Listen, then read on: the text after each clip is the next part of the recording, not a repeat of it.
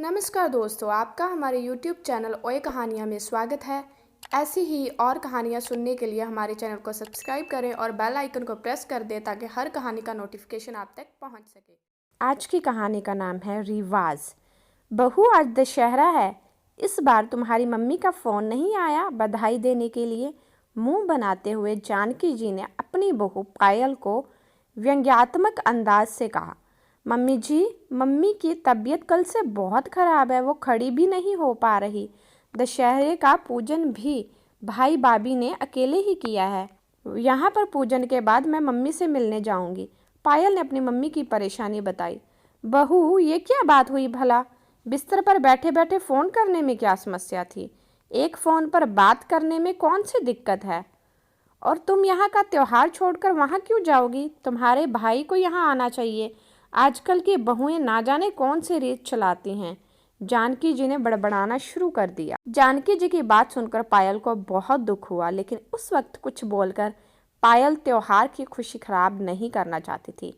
इसलिए इस वक्त वो चुप रही और त्योहार मनाने की तैयारियां में लग गई।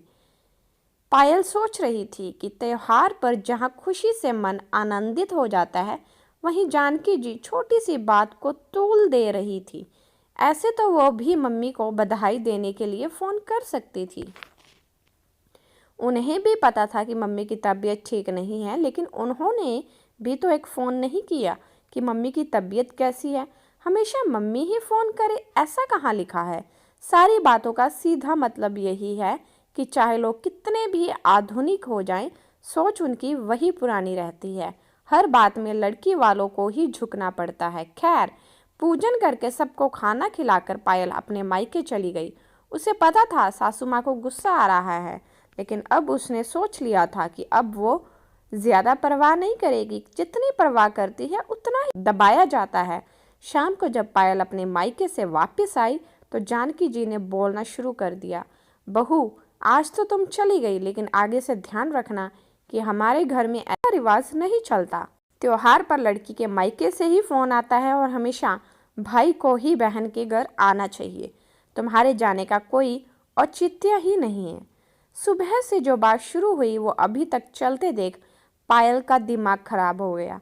एक तो माँ की बीमारी की चिंता, उस पर सुबह से इधर उधर भागते हुए उसका शरीर थक गया था।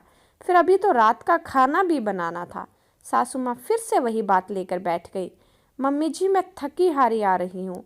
आपने ना तो मम्मी की तबीयत के बारे में पूछा और ना ही खाने की कोई चिंता, सीधा शिकायत शुरू कर दी।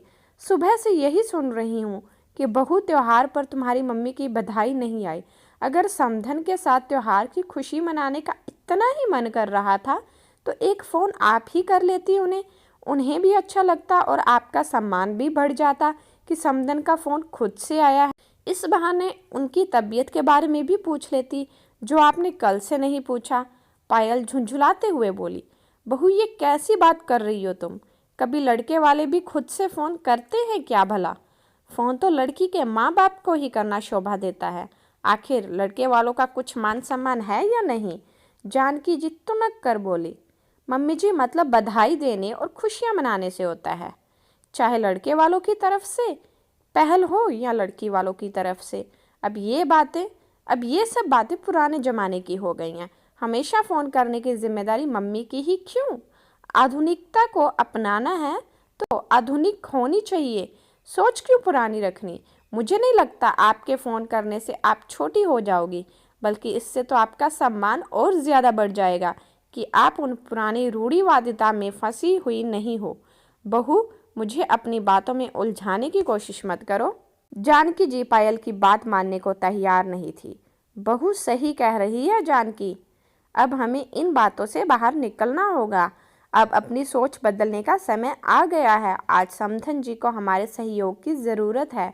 भविष्य में हमें भी उनके सहयोग की आवश्यकता पड़ सकती है। हमें आपस में प्यार से मिलजुल कर रहना होगा। आज हम बहू को हर बात के लिए मजबूर करेंगे तो कब तक वो हमारे नखरे देखती रहेगी? एक दिन वो हमसे अलग हो गई तो क्या होगा? बहू के विश्वास को प्यार से जीतो, ना कि अहंकार से। उन दोनों की बात सुनकर जानकी जी के पति महेश जी बोले। महेश जी की बात सटीक थी।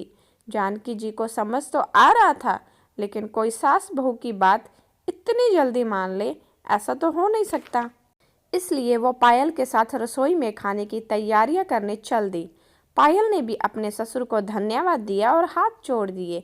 आज ससुर जी का सहयोग पाकर पायल को अच्छा लगा था कि इस घर में भी कोई है जो उसकी बात को भी सुनना चाहता है, और अगर बात सही है तो उसे मानने में उसकी कोई इज्जत कम नहीं होती।